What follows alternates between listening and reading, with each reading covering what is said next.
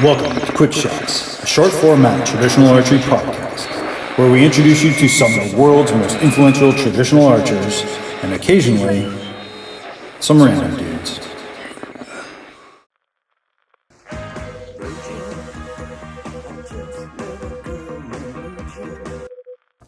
What's going on, everyone? So we don't often get A-list celebrities on this show, and this episode is no different. Instead, we got Matt Zirnsak. Despite that, it's still a pretty good podcast. He's a really good dude. So let's get to it. Hey everyone, how you doing? All right, we got Matt Zernzak from the Push Archery. He does a bunch of stuff, and we're really excited to have you on board on the podcast. As we hold on one second. Sorry, dude. Let's start that over. I got the kids coming down the steps. Hold on one second. Boys, that'd be great. We're recording. That would be great, though. I mean, I'm okay with that. I'm okay. That's great. Hey, what do you do when you have 5 kids running around the house, right? You get banished to the bow room, right, to do stuff like this. Oh, hey, you know what? I thought that bow room was like adjacent to your house. I didn't know that it was like part of the house. Yeah, it's in the basement. Yep. Oh, okay, cool. Because the way I think you positioned it, or the way I thought you positioned it was like, hey, I got heat and stuff to it or something. I thought I heard one time, and it was like, oh, okay, so it must be. Yeah, I actually shoot through the archery room, so I can get 17 yards in my basement from the end of the garage into a storage room that's on the other side of the computer right now, and I actually shoot through this room, 2 man doors to get 17 yards. So that's great. Yeah, I mean, I'm glad you're a good archer, because if I had to go through 2 doors, there'd be some broken walls right. in my archery right. skill. That's funny. Hey, dude. So we're glad to have you on the podcast. And we're just doing a very few, and you're one of our first few, and you're doing a fantastic job promoting, even traditional archery. Whereas, you don't specialize. You don't care. I mean, trad archery is trad archery to you, and you guys have some great content. You've got a great store. You've got a bunch of stuff. Anyway, I'm going to leave that to you. So, Matt, why don't you tell us a little bit about yourself and just give us your background, because I know people that are listening to this really want to hear that, and you're usually the guy in this seat. Sure. All right. So let's hear from you, man. Yeah. So I'm 34 years old. I grew up all over the East Coast, moving around. Was in, I think, 7 different states by the time I was in 9th grade in high school. So moved around a whole lot with my dad's job, and was an avid hunter from like a shotgun standpoint, upland game, small game. Yep. And then I was your typical weekend warrior, rifle hunter for deer. Go out opening weekend, you'd shoot your deer. You might stay out a couple extra weekends to go fill a few doe tags, and that was pretty much it. My friends, however, started getting into archery, and on Tuesday nights they would go and meet up at a local bow club, and this is a bow hunting club, and right. Outdoor Targets. I'm still part of that Oneida Bow Hunters here in Western Pennsylvania, and on Tuesday nights they were hanging out in the summertime when we were home from college or working, and so I was really frustrated that all my buddies were getting together and going shooting bows, and I couldn't hang out with them. And that was really the driving force behind me wanting to get into archery. It had nothing to do with like harvesting game, shooting game, any of that kind of stuff. Right. It was mainly because I wanted to go hang out with my friends on Tuesday nights. So February one year, I told my fiance, my now wife at the time, that I wanted my current wife right now. I get it. But I wanted to get into archery. I thought archery was cool. But my buddies, this is the interesting part, my buddies all shot like 1980s Hoyt compounds with their fingers, no sights. And these things this is in the 90s, right? Late 90s, well, actually early 2000s. And so I was exposed to archery of them shooting like 20-year-old equipment. And I'm not joking. We would be at the family farm hanging out, and my buddies would have their bows there. And every single time I was around them and they were shooting these old rickety compounds, like cams were flying off, like guide rails were blown. Oh, I mean, these things were just blowing up on them left and right. I saw so many bows blow up on these guys because they were like, we were dirt poor college kids, right? And so they were shooting whatever equipment they could get their hands on. And that was my first exposure to archery. And so I'm saying, I don't want to get into compounds, right? I don't want stuff blowing up on me. And so I just wanted to take a more simpler approach. And I said, recurves are cool. Fast forward 10 months, and that Christmas, my wife gave me a, it's actually up there. It's at the very top of that rack, a PSC Coyote. and that was the thing that started it all. A decision she regrets every day. That's it, dude. That's dangerous as shit. I mean, I had a buddy I was shooting next to as well. Same thing, brand new. His string snapped on him. He hasn't picked that bow up in a year now. Yeah. It's scary. It's scary to see something like that. Absolutely, for sure. So your PSE, what? Hey, so when you got that, what poundage was it? 55 pounds, 60 inch bow. Split finger instinctive shooter. I actually was hardcore bow hunter at that point. Like as soon as I got that bow for Christmas, I practiced every single year.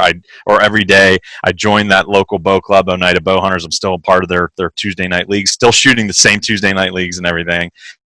And I practiced all year round, got really proficient in like that 18-yard range, and entered into my first archery season. And I have a knack for like getting into bow range of Western Pennsylvania whitetail deer. It's just something I do really well. I get a lot of opportunities, very aggressive tactics. I get in tight, get in close, hunt close to the bedding areas. I'm just an aggressive bow hunter. And at that time, my archery proficiency did not match my hunting proficiency. In that first year, I think I missed 5 deer clean over their back. The next year, I shot an additional 5 over the back of 5 deer the next year. And on my 11th deer I shot at in my second season, I finally harvested my first deer on the ground, a little button buck at 12 yards. It was the greatest thing ever. Isn't it though? That's how it all started. We had a chat, a while ago, and I told you about, I don't remember if we talked about the first deer I took, but I mean, what a feeling. I mean, you harvest a deer and your adrenaline's through the roof. It's like nothing Absolutely. I've ever experienced in my entire life. So it's just frustrating. Like that start, that kind of beginning, like that was a very frustrating start to archery for me. Right. I'm a perfectionist. I'm OCD by just nature. And for me to not be able for you to work so hard and you hunt so hard throughout the season and you're getting opportunity after opportunity after opportunity and you just keep blowing it. It was just an extremely frustrating start to archery. And that's kind of what started the push, and that's why that was the motivation behind it. But so the point there too is though it can be frustrating shooting over a deer, and I mean I don't think you're advocating for people going out and getting a 55-pound bow to start off with though as beginners, correct? Or no. No, it's hard to get proficient that way. Not if you've never shot a bow before. Yeah, a recurve bow. Yeah. No, and that's interesting. I want to touch on that a little bit. Let's talk a little bit about that segue into from where you were, you got frustrated. It was worth the frustration though in the end, right? So I think we can agree that sure. Once you harvest, I'll never forget those first 2 seasons. No, right, and it was fantastic. So then again, so just kind of let's go back and kind of unpack that. So you finished. You were frustrated, then elated, obviously, and very thankful for harvesting an animal. And then you said, "I started the push." But again, so what was the reason behind the push? So I guess there's a couple year gap there between starting the push and that first successful deer kill, and roughly about probably 8 years of bow hunting between that first kill and then when Tim and I started the push. And like most traditional archers that have a tough time. I mean, there's a lot of guys out there on these online forums that are still searching for their first harvest with traditional tackle. They're on year 2, 3, 4, however long it takes you. And it seems that whenever you get that first one, like the floodgates open, like something clicks and you remember that opportunity. You remember how do you get it, and it's just like you become successful. And that's kind of what happened with me. It's just I was once that first one happened, I was killing multiple per year with my bow. I never took the rifle back in the woods again after I felt that adrenaline. And then 7, 8 years later, Tim Nebel, he was a very successful compound bow hunter. Him and I, we graduated from high school together, and then we also went to the same college, and we actually were roommates in college. We left college, went about our business, and I really didn't talk to him for a few years, and he got a hold of me one year and said, "Hey, I'm really ready to take the dive. I want to get into traditional archery. I'm ready to make that transition." And so what I did was I kind of took him under my wing. He asked for some pointers and everything, and he's just a natural athlete. He's a natural killer, right? That's And he awesome. just took to it really well, and he had success early in his first season, and after that, after he picked up the bow, and within a few months he was killing deer in the woods. He kind of suggested like, hey, let's do something. Let's take all that like lesson plan, and at that time he would have been probably like the 22nd, 23rd person that I kind of took under my wing and put them through a standard like process of like just getting them into traditional archery. I usually have the people come over. I lend out Masters of the Barebow Volume 1, 2, and 3. Have them watch them before they come over to my house. We try all the bows on the bow rack, right?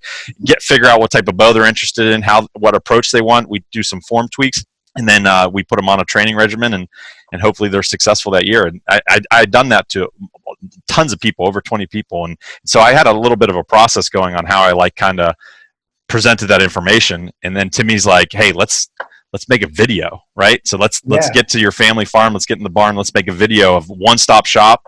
And honestly, we didn't like start the push. We didn't say we want to be a traditional archery brand, we want to be big, we want to make money. Like, it had nothing to do with entrepreneurialism, becoming a brand, nothing. Like, I looked back at my early years of traditional bow hunting, and I was frustrated that it took me like 3-4 years to really feel like, oh, I got it, right? I was frustrated that through that exploratory time in archery, when I was just picking up the bow, that I had to go to 10 different online forums, talk to 10 different old heads, right, at the bow club, and you know what I mean, just try to gather all this information and trial and error, and then there was just no one-stop shop to say, here's all the information you need to get you off on the right path to shoot your first arrow if you're interested in traditional archery.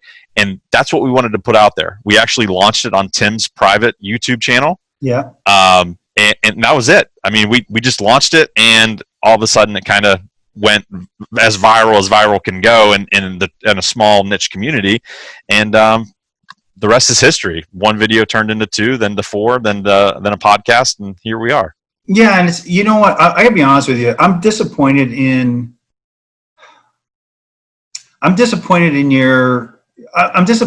that you don't have more success on YouTube and everywhere. I mean, honestly, I mentioned this before. You guys should just be blowing up. I mean, your channel is the reason I started Barebow. Your channel, many of us, not just me. I'm just talking as one person, but I mean, you guys should be the most popular archery channel on the web. I mean, you guys do such a great job in production. It's a quality thing. You don't put out shit.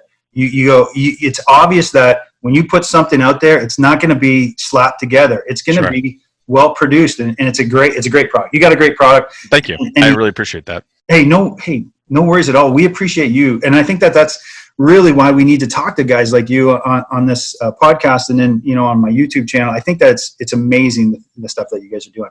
So anyway. It's funny because you make a good point, and Tim and I have been talking about this regularly on the past. Like, we do take an approach to where we want to be relatable, right? We want to be vulnerable with our listeners and our followers. We want to be like self-aware of how we're presenting ourselves, and we're just like ordinary guys. Like I said, this thing started in a barn with me and Tim, a couple cameras, and my bow collection, and that's it, right? And we don't like do social media. You know what I mean? Like, we're not doing the 10,000 hashtags and tagging 100 different people. Like, we could be, I'm sure, if we started following like more of the social media growth patterns that you read about, like those tactics and tips and tricks. But I don't know. You're exactly right. I mean, dude, should we see more growth than what we are? Maybe, but it's just we don't want to take that approach. No, our YouTube channel right now, since we did the hunting stuff, is growing pretty nicely, and we're happy where we're at.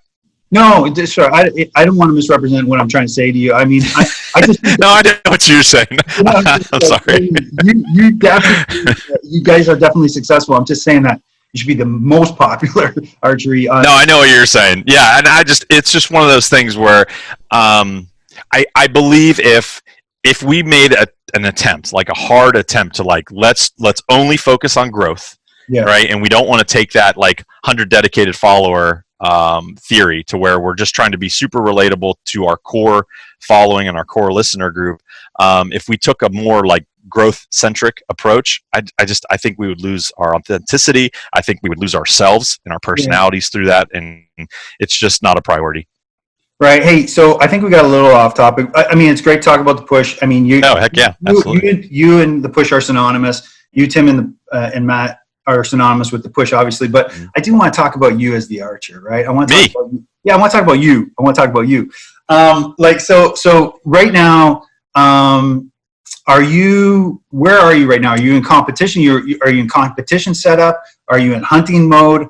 Where are you with archery? So this time of year, it's throughout the year, I always struggle with my archery identity, right? I have the competitive barebow Zernzak and I have the bow hunter Zernzak. And every year throughout the year, I just I think about it like, just what am I more of an archer or am I more of a hunter, right? And which one do I self-identify most with? And every single year around this time, I get reaffirmed that I'm a bow hunter, like through and through. It's something in the air. Like when I start setting stands up, I become obsessive, and it's all about bow hunting right now. And so yeah, I'm in bow hunting mode right now. I'm full tilt, like ready to roll. Yeah, and I think just your background. I mean, you're a hardcore killer, man. I don't like. I know you as the competitive archer too, but I mean, it's obvious that you're a hunter too. So tell us, okay, if you're in hunting mode right now, give us a little background on. I'm in hunting mode too. Although I'm going to the barebow boot camp. Yeah, me too. You're gonna be there? Heck yeah, buddy. All right. So I got to start for that. I got a rig for that, and I'm tuning arrows again. Hopefully I'm going to feel a little bit more comfortable than I did at the Worlds, because I totally was out of my element, not comfortable at all. Yeah, we talked on our podcast right before you went down there. If I could do that over. Everybody has a tournament like that, buddy. Everybody has a tournament that you just wish you could get back and start all over. This is not about me. This is about you. Anyway, sorry. I got to stay in my role. I apologize. Stay in your role. This is my podcast, bud. Okay, so listen. So tell us. I guess you got two setups right now, then. No. I tore down that 3D rig before I got my hunting setup done, and I'm full tilt hunting. So at the boot camp, I will be shooting my hunting bow, because at that point I'll be like 5 days away from our opening day. Me too. So I'm not gonna piss around with a second setup. I'm going there to film and kind of help out a little bit and stay kind of off in the wings. Not so much like I'm going to learn a lot while I'm there. Granted, just by rights of filming and going to be doing some editing afterwards. Yeah. But yeah, I'm okay with not aiming for 11s and aiming for 8s with my hunting rig. I'm okay with that. Yeah, that's all right. They're all kills, man, in the 8. Hey, so give us your rundown on your hunting rig. What do you got? Okay, my hunting rig, I am running, I actually have my arrows right here. I'm running a full length 300, 100 grain insert or collar system, and then 250 grains up front. I'll be running a cutthroat 250. Time out. Sorry. Yeah. Please. So 250 up front, though. For people who are listening to this and not watching it, that he's showing field points right now. But tell us what your. I am. Yeah. Tell us what your 250. Yeah. So I'm holding up a broadhead now to the camera. It's a cutthroat 250 grain screw in, solid one piece, single bevel. It's just an awesome head. I've had great luck with it. These are from RMS Gear. I've been using them for I think 4 years now, and having great luck with them. I'm also going to be playing around with tough head broadheads this year as well, and so that's good there. And then on the back end, I'm running 3-inch 4-fletch at 90 degrees, and these are trad vanes on there, and then I'm running them out of a prototype riser. More information coming up. The arrow again? I forgot. I didn't hear. I don't know if I heard. Oh, it's a day 6 300. Day 6. Okay. Mm-hmm. Right. Yep. Full length, uncut. Total weight. 745 grains. That's yeah. There's Olympic javelins are lighter than that. I know, right? It's just one of those things where just like competition, depending on the hunt I'm going on or the critter I'm going after, I set up a rig for each specific game I'm playing or game I'm hunting. So bow hunting is no different. So I'm in the in your face, thick aggressive bow hunting of Western Pennsylvania. All my shots, my average shot, if I mapped out my last 12 years, average shot was probably 13 yards maybe. And so 745 grains, like you can hit the deer anywhere, like nothing's stopping that arrow. It's amazing. So I'll be moving forward with running a prototype riser. We're working on a collaboration project with another bow company, and so I'll be running a prototype riser for the start of the season. Medium VX Plus limbs, Uka VX Plus limbs, 49 pounds at my draw length, which is right at 29 inches, and then Selwick Quiver slide on. Nice, really nice. That's strong. And Yoast tabs, you're using 300. You're going 300 with Yoast tab, right? Yoast tab, fixed crawl. I'll have this thing set up for probably 22, 23 yard point on at my crawl, and then I'll have a game plan for 30 to 35. I usually put a secondary tie-in knock above my normal one. So if you do, get an arrow in something and then the shot's less than ideal, and you do get an opportunity for a second arrow at 30, 35, 40 yards, it's good to have a plan. Yeah. So Matt, can you help me out? A lot of my listeners are not, they're new to archery, right? So when you're talking about a fixed crawl, tying in a second knocking point, do you mind kind of explaining, what that is and Sure. how that helps out a hunter? Yeah, absolutely. So the compromise that you're always going to have to play in traditional archery is between the arrow's arc, basically. And if you're an aimer, if you use the tip of your arrow as a reference point to the target, you're always going to be compromising between point on distances, the length of your arrow, how heavy your arrow is, how efficient your limbs are, and then most importantly, the relationship of the arrow tip to your eye.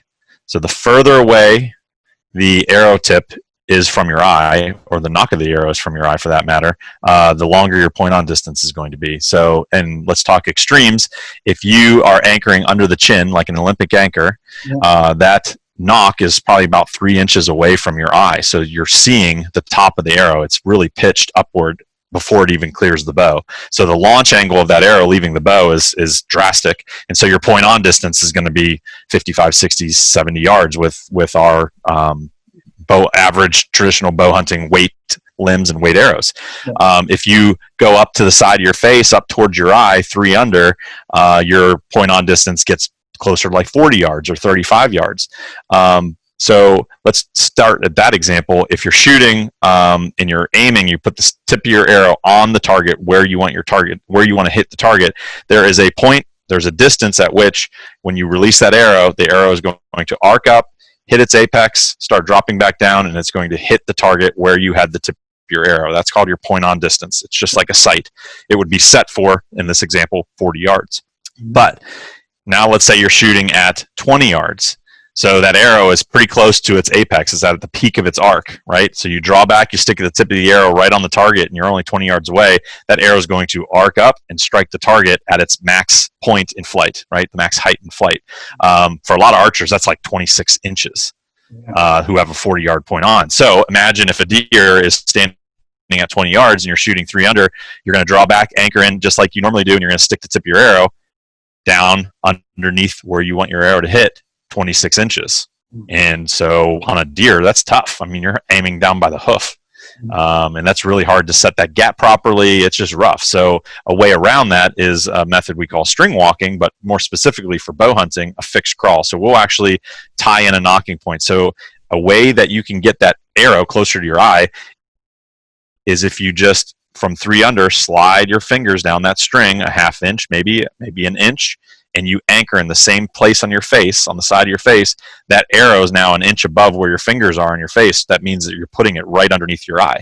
And so what you're doing is you're shortening your point on distance. And so for me personally, I think with my hunting rig, 5 stitches down on my Yoast tab, if I address the string there, anchor like I normally do, I can get a 23-yard point on with this arrow, this length arrow. And again, the longer the arrow, the shorter your point on distance is going to be. The heavier arrow, the shorter your point on distance is going to be. So it's all a compromise. There's a lot of variables, right? But that's a way you can do it. And so whenever you're bow hunting, low light, it's really hard to see your stitches. If that animal's walking and it's standing at 20 yards and you're trying to make your 20-yard crawl, like you're going to dedicate string walk and try to bow hunt, it's really tough. There's a lot of moving around.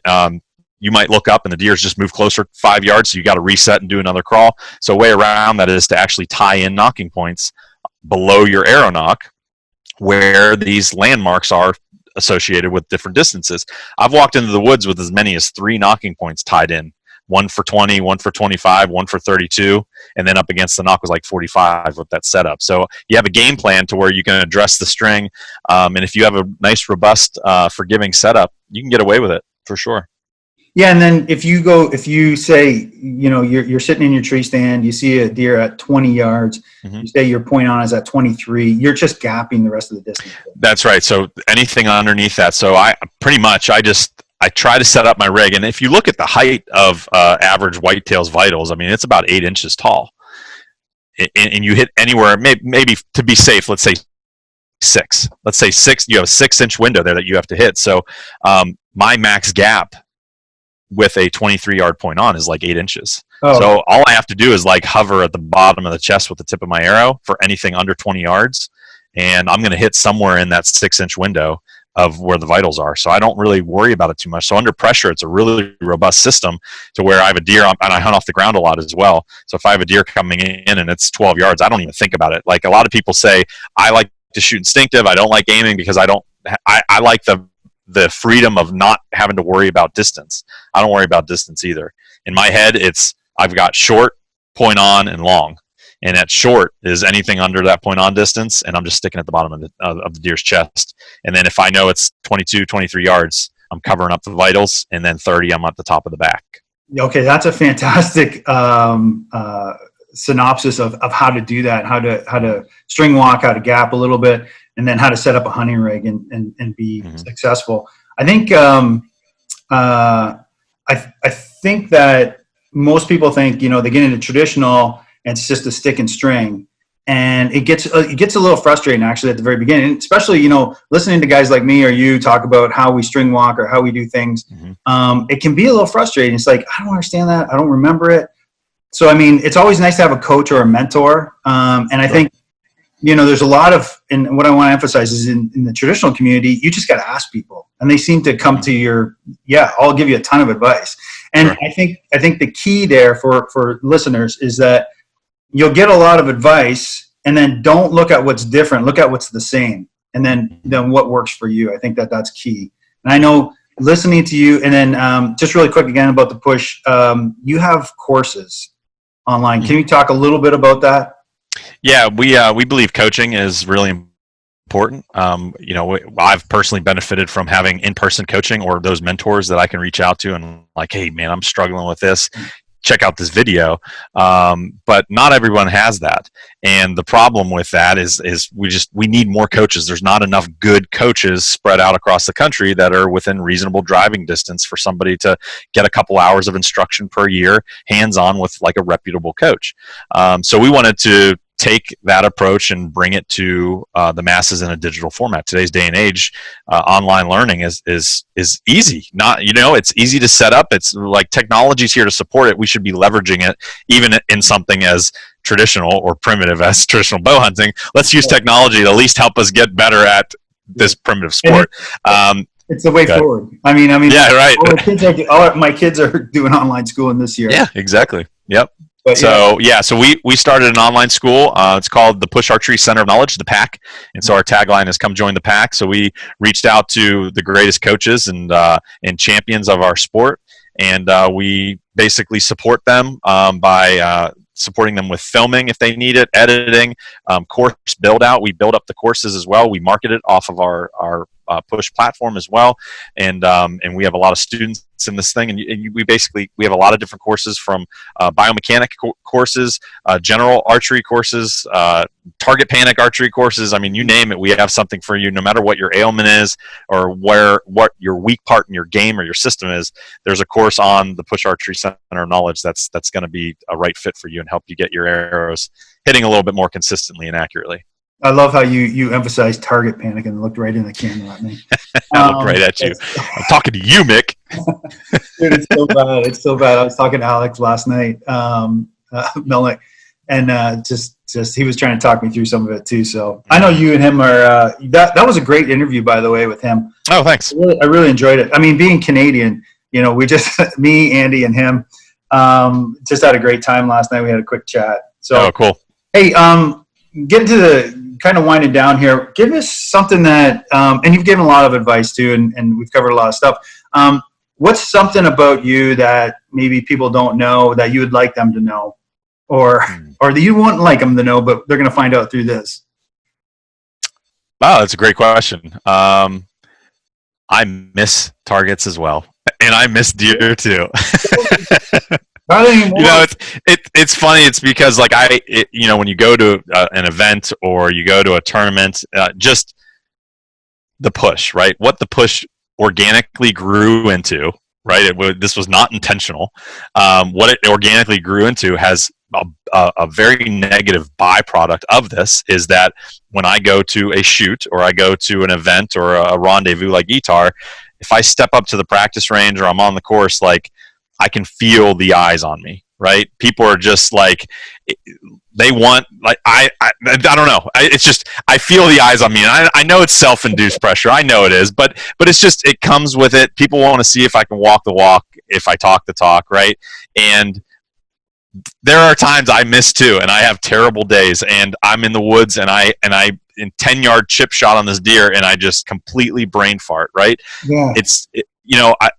In this day and age with social media, you're always looking through this very pretty window of other people's lives, right? This pedicured window of they only show you what they want to show you, right? And so a lot of people are watching and searching social media and YouTube, and they're seeing all these people be successful, and they reflect that back on themselves, right? And they're looking at themselves and where they are. And to answer your question is, I suck sometimes too, right? And if you're out there and you're listening to this and you're in a rut, or this year you miss a deer or you miss your freaking trophy of a lifetime, like it happens to everybody. Just because there's people out there showing successful hunting videos and all, everybody misses. Everybody makes bonehead mistakes. It doesn't matter who you are. It doesn't matter if you have a podcast or a YouTube channel or if you're giving instruction. I mean, some of the best coaches in the country, I've seen them miss targets, right? Doesn't mean they don't have good advice to share or good experiences to share, but everybody misses. The best of us miss. And so on your worst days, we're there with you. We've all been there, and we're all going to be there right with you again. So don't get down on yourself. Just keep grinding. Yeah, no, great advice, man. I want to relate a story. So I'm at a local shoot here in Missouri, and I'm about to step up to shoot my arrow. And we're good. It was under 20 yards. It was like 18 yards or something like that at a boar. And someone yells over to me, "Hey, Archery Geek." That's awesome. And so he came over. He's like, "Hey, man, let's get a picture together." Like, I watch your YouTube channel and that. I'm like, "Oh no!" And then I had to sit there while he watched me shoot that boar at 18 yards. That was the 10 ring on that boar started shrinking. It started shrinking. And the boar started getting smaller too. That's right. Hey, I was lucky. I pulled off a 10 on that shot. There you go. It was a gift from God that I didn't mess that up. But I know the feeling. All right, man. Yep. Hey, listen. So, a couple quick questions. Yeah, man. If you had one bow, if you could only shoot one more bow the rest of your life, just one bow, that's it, one setup. Tell me the ideal setup for you. What do you got? Don't tell me your new 21 inch. Is it your new prototype? Is it going to be the new prototype? No, I'm not. I won't even give bow specifics, but I'll give you a general category, right? Okay. I'll give you some generalities. It's going to be 45 pounds at my draw length. It's going to be a 64. I'm going to say a 64 inch platform is what I would go off of. I'm going to run it on a 21 inch riser with medium limbs. Okay. I would have to struggle if you really put me in this situation and I had all the equipment laid out and I had to choose one for the rest of my life. I think I would spend an hour with mediums or longs in my hand trying to figure out what I would go with, because that extra couple inches, if I was running a 66 inch rig, would be nice for the competitive side, but it'd be a 21 inch platform. I'm going to go with mediums. I'll make the decision now. I'm going mediums, 45 pounds at my draw length. are arrows included in this? Go ahead. Down select the arrows. Yeah. Go okay. Ahead. I'm gonna run a 650 to 700 grain arrow off that rig, and I'm gonna run it off the shelf with a Selway bow quiver. Yeah, that's a hell of a setup. I mean, I'm not with you on the heavy arrow. I know that our buddy from the Trad Lab loves heavy arrows too. You love the heavy arrows. Cody's trying to get me to do heavy arrows, but I just can't get there, man. I can't tune it. I'm not figuring out how you can't, man. I have issues tuning lighter arrows personally. Really? Oh yeah, they're finicky, and yeah, the heavier the arrow, the more forgiving for me. I guess they do jump a bit. And again, I didn't really realize. I thought that 300 was compounded only, like until like. But now I'm starting to see. Okay, well, maybe I need a 300 shaft for my 45-pound bow, which is like unreal to me. I'm the same way. I have this Gold Tip Classic XT 340 spine, full length, 78 grain component system, and 250 grains up front. I mean, it's really no different than this long day 6 arrow that I'm running. I couldn't get this thing. This thing was still showing weak. I couldn't believe it when I was bare shafting it. I'm like, a 340 spine. I'm pulling 48 pounds, 49 pounds off fingers. A 340 spine, full length. That I'm like, I gotta go to 300. Are you kidding me? Yeah. They don't make these in 300. I am so glad that you said that because I thought I was just dumb. I'm having a hard time. I'm like, I started off with 500 shafts. Like, okay, right. Yeah, so, I know. It's wild. Hey, so I got a couple more questions for you. Is Alec Melnick your one celebrity hall pass? The world wants to know. Right behind David Bowie, yes. So you're a Bowie fan? Oh my gosh, yeah. That's awesome. Give me one song that you like. What's your? Oh, dude, I'm not singing. No. Okay. That's funny. You thought I was asking you that. I was not asking you that. Like, give me what's one of your songs? What's your favorite song from Bowie? So I really like the tribute album he put out right after his death, Black Star. Dude, that was like, absolutely so touching. You can always go back to Bowie. Like I've never, like I don't, he's not on my regular playlist, but if I hear him come up, and I, like even if his crappy 80s stuff, Blue Jean I wouldn't call it, that stuff's so pure and beautiful. I wouldn't call that crappy. You're a Ziggy guy, aren't you? I'm a Ziggy Stardust fan, yeah, man. Yeah, that's what I figured. Yeah, I mean, who doesn't love that era of Bowie when he got like super weird? And, he got really weird, but it's so good. All that, No, he's unbelievable. Yeah, but yes, right behind David Bowie, yes, Alec Melnick is my celebrity hall pass. That's awesome. Hey, I think it's not just me, but everyone else wants to know: is Tim real, or are you just making him up and then kind of a?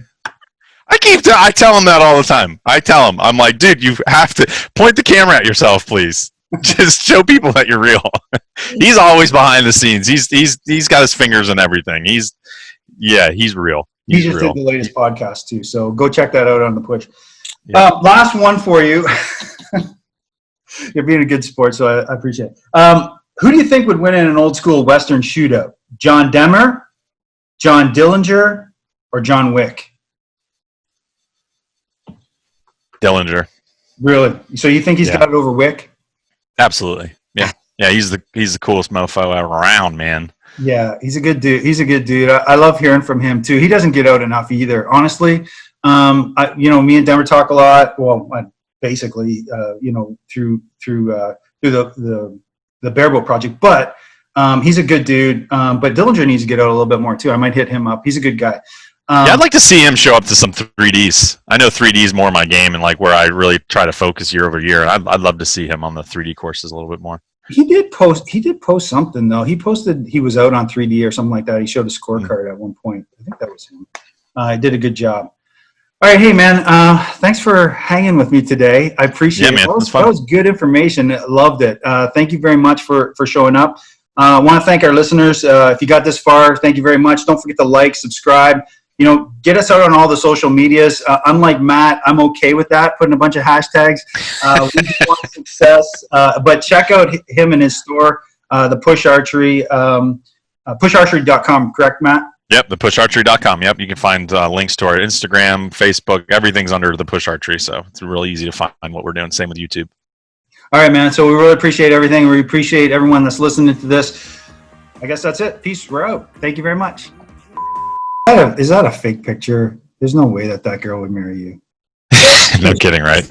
I definitely outkicked my coverage. No doubt about that.